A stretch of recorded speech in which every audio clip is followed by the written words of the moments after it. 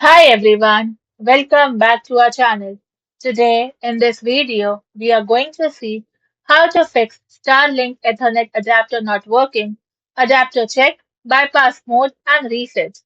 To fix a Starlink Ethernet adapter that is not working, disconnect the router from the power before plugging in the adapter, verify that all proprietary cables are fully clicked into place, and configure your bypass mode or factory reset settings correctly.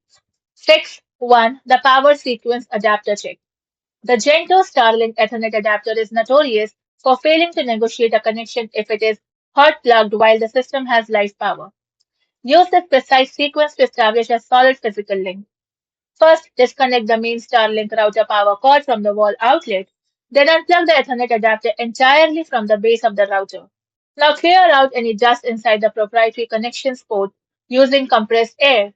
Then reinsert the Ethernet adapter into the router base. Then push the dish antenna cable firmly into the adapter. You must now press hard until you feel or hear them fully click into place.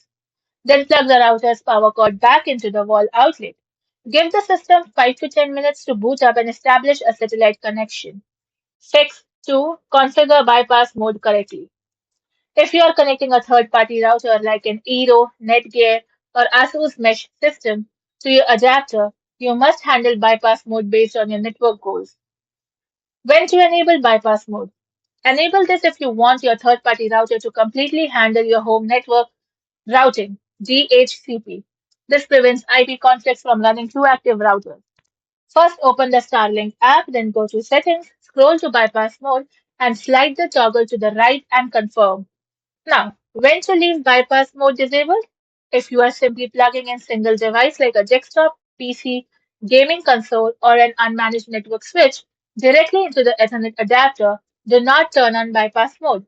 If bypassed without a dedicated external router, your devices will fail to receive an IP address.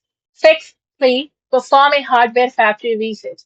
For Gen 2 activated rectangular dish router, physically power cycle the router by pulling the power plug from the wall, then waiting for around 2 to 3 seconds and plugging it back in.